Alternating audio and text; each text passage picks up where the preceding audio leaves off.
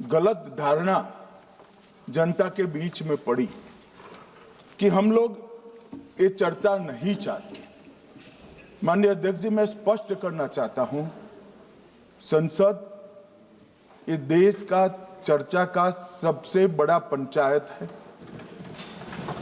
और हम भाजपा वाले, एनडीए वाले चर्चा से कभी नहीं भागते। कोई भी मुद्दा हो, संसद के नियमों के अनुसार चर्चा के लिए हम तैयार रहते हैं। हमने 2 दिन तक विपक्ष के चर्चा करी कि इसको बाद में किया जाए, 2 सत्र बाद में किया जाए, मगर नहीं माने। हमने हाँ भर दी। मेरा दायित्व है मान्यवर कि हमने क्यों ना बोली थी। ना बोलने के 2 कारण थे। एक कारण था कि चर्चा गहन पुनः निरीक्षण के नाम पर वो मांगते थे, एसआईआर के नाम पर मांगते थे। मान्यवर, मेरा बहुत स्पष्ट मत है कि एसआईआर पर इस सदन पे चर्चा नहीं हो सकती, क्योंकि गहन पुनः निरीक्षण की जिम्मेदारी भारत के चुनाव आयोग की है। भारत का चुनाव आयोग और चुनाव आयुक्त ये सरकार के तहत काम नहीं करते। अगर जब चर्चा होती है और कुछ सवाल खड़े किए जाएंगे तो इसका जवाब कौन देगा?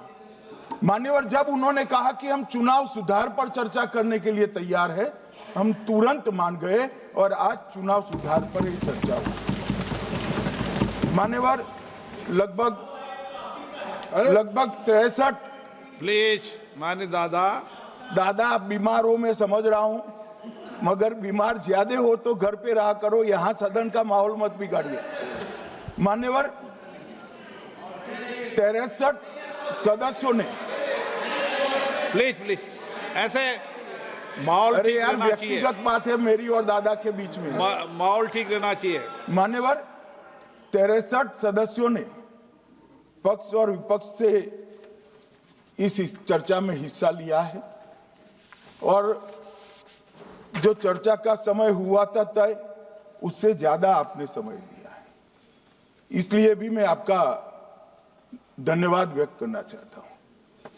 मान्यवर, चर्चा तय हुई थी चुनाव सुधारों के लिए, मगर ज्यादातर विपक्ष के सदस्यों ने एसआईआर पर ही चर्चा करी।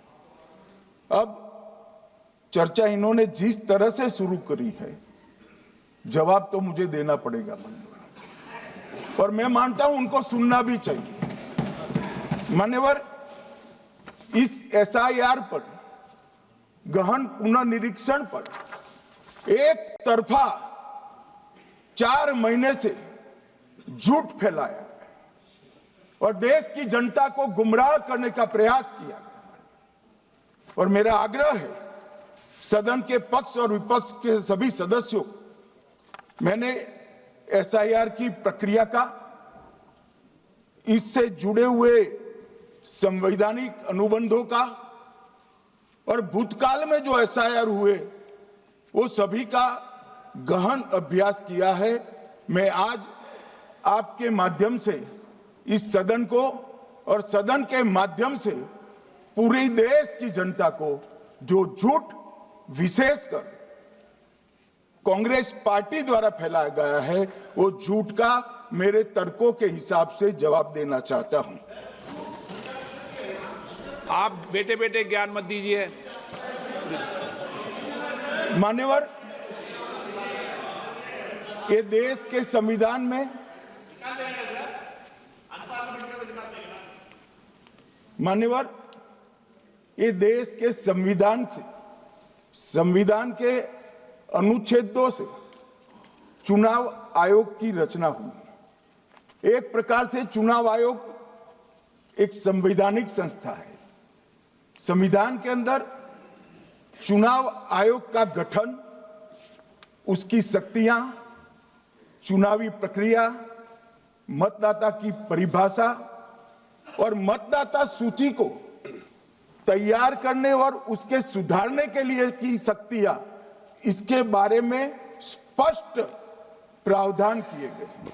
और मान्यवर, बड़ी विनम्रता से मैं बताना चाहता हूं कि प्रावधान जब किए गए तब हमारी पार्टी बनी ही नहीं थी। हमारी पार्टी के अलावे जो लोग हैं, इन लोगों ने संविधान सभा में चर्चा कर कर संविधान को बनाया था। इसलिए ये पूरी चुनाव की प्रक्रिया जो संविधान के अंदर व्याख्यायित की गई है और आज जो हो रहा है, ये दोनों के बीच में क्या अंतर है और आरोप क्या है, इसको मैं जवाब देना चाहता हूं। माननीय, फ्री एंड फेयर चुनाव कराने का हमारा संविधान ने जिम्मेदारी चुनाव आयोग की तय की। मतदाता सूची बनाने की और मतदाता सूची में सुधार करने की जिम्मेदारी भी चुनाव आयोग को दी। अनुच्छेद संविधान के भाग 15 में अनुच्छेद 324, इसमें चुनाव आयोग का गठन, चुनाव आयुक्त की नियुक्ति, लोकसभा, राज्यसभा, विधानसभा, उपराष्ट्रपति और राष्ट्रपति, ये सभी चुनाव का संपूर्ण नियंत्रण संविधान ने चुनाव आयुक्त को दिया है। और चुनाव आयुक्त एक से ज्यादा हो तो इलेक्शन कमिश्नर को दिया है। अब 325 जो अनुच्छेद है, वो किसी भी पात्र मतदाता को मतदाता सूची से बाहर नहीं रखा जाता, इसका प्रावधान करता है। मगर 326 एक गहन पुनर्निरीक्षण के लिए, एसआईआर के लिए बहुत महत्वपूर्ण है। क्या है 326 मान्यवर?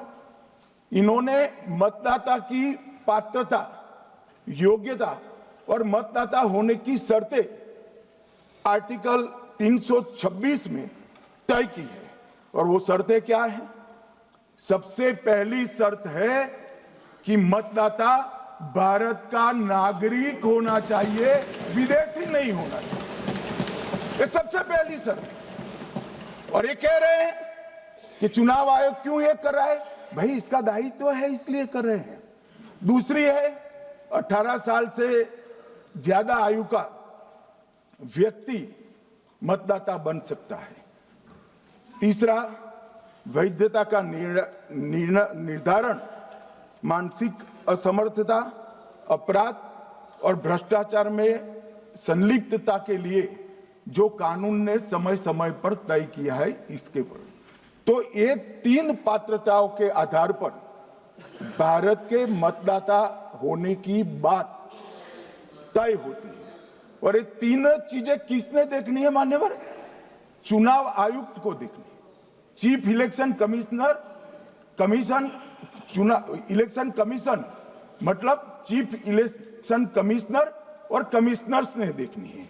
और 327 में मतदाता सूची, सीमांकन, चुनाव संचालन और उसके लिए कानून बनाने की सिफारिश संसद को करने की सत्ता चुनाव आयोग को दी है। कल हमारे सदस्य मनीष तिवारी कहते थे गहन पुनर्निरीक्षण का इनको अधिकार ही नहीं है। आर्टिकल 327 पूर्ण अधिकार देता है कि मतदाता सूची इस व्याख्या के आधार पर बनाने का अधिकार चुनाव आयोग को है।